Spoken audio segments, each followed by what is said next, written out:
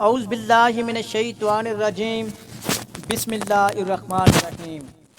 محترم ناظرین السلام علیکم۔ نبی کریم صلی اللہ علیہ وآلہ وسلم نے جب فرمایا کہ حمیرہ میرے لیے بھی کچھ پانی بچا دینا، تو سیدہ عائشہ صدیقہ رضی اللہ عنہا نے کچھ پانی پیا اور کچھ پانی بچا دیا۔ نبی کریم صلی اللہ علیہ وآلہ وسلم ان کے پاس تشریف لے گئے اور انہوں نے پیالہ حاضر خدمت کر دیا۔ حدیث پاک میں آیا ہے کہ جب نبی کریم صلی اللہ علیہ وآلہ وسلم نے وہ پیالہ ہاتھ میں لیا اور آپ صلی اللہ علیہ وآلہ وسلم پانی پینے لگے تو آپ رک گئے اور سیدہ عائشہ صدیقہ رضی اللہ عنہا سے پوچھا، حمیرہ تو نے کہاں سے لب لگا کر پانی پیا تھا؟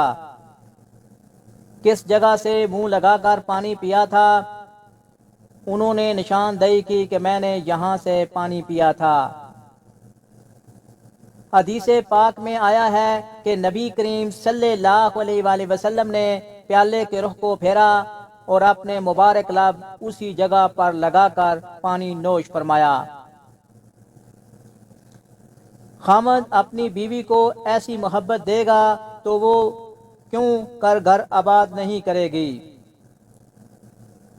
اب سوچئے کہ رحمت للعالمین نے آپ صلی اللہ علیہ وآلہ وسلم کی ذات مبارکہ ہے، آپ سید الاولین والآخرین ہیں، اس کے باوجود آپ صلی اللہ علیہ وآلہ وسلم نے اپنی اہلیہ کا بچا ہوا پانی پیا۔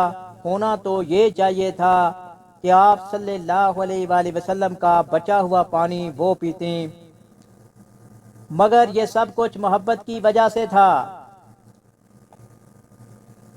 محترم ناظرین، جب شیطان ابلیس نے حضرت آدم علیہ السلام کو سجدہ کرنے سے انکار کیا تو وہ مردود قرار دیا گیا اور اللہ کے دربار سے ددکار دیا گیا۔ شیطان ابلیس نے اللہ تبارک تعالیٰ سے یہ عہد لیا کہ تا قیامت نوع انسان کو راہ حق سے گمراہ کرتا رہے گا اور انسانیت کو خدا کی اطاعت سے نکال کر شرک میں مبتلا کرے گا۔ اللہ تبارک تعالیٰ نے ابن آدم کو گمراہی سے بچانے اور صراط مستقیم پر گامزن رہنے کے لیے ہر دور میں پیغمبروں اور نبیوں کو بھیج کر بنی آدم پر احسان کیا۔ ابلیس کو یہ خوف تھا کہ نبیوں پیغمبروں کی تعلیمات کہیں انسانوں کو اس لا شریک معبود کے بغیر قریب نہ کر دے۔ جب رحمت العالمین یعنی آخری نبی محمد مصطفیٰ صلی اللہ علیہ وآلہ وسلم اس دنیا میں تشریف لائے تو وہ دن ابلیس کے لیے سب سے زیادہ گراں اور سختی کا دن تھا، کیونکہ آپ صلی اللہ علیہ وآلہ وسلم کی ذات مبارکہ کی برکت سے بنی نوع انسان کو ہدایت ملنے والی تھی، جو ابلیس کی سب سے بڑی ناکامی تھی۔ محترم ناظرین، علامہ ابن کثیر اپنی کتاب میں لکھتے ہیں کہ ابلیس 4 بار بلند آواز سے رویا۔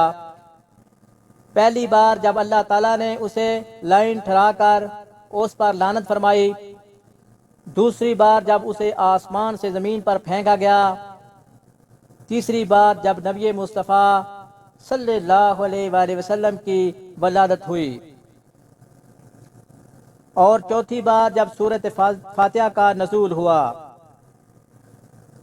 ابن ابی حاتم اپنی تفسیر میں حضرت اکرمہ سے روایت کرتے ہیں کہ آپ صلی اللہ علیہ وآلہ وسلم کی ولادت کی وجہ سے روئے زمین نور سے منور ہو گئی۔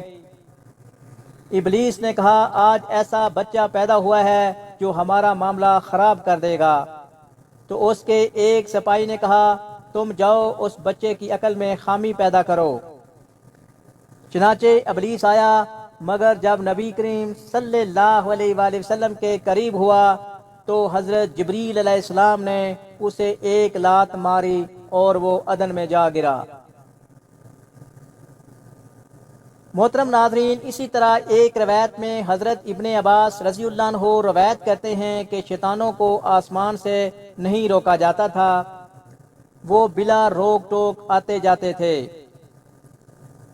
لیکن جب حضرت عیسیٰ ابن مریم علیہ السلام کی ولادت ہوئی تو شیطانوں کو 3 آسمانوں میں آنے سے روک دیا گیا۔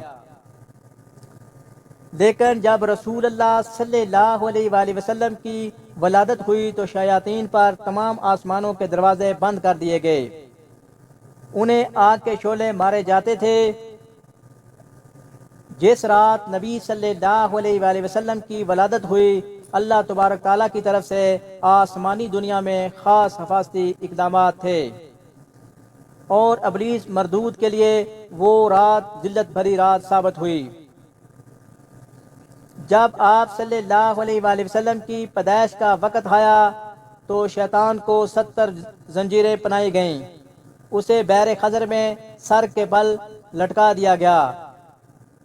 تمام شیاطین اور سرکش مخلوقات بھی زنجیروں میں جکڑ دی گئی۔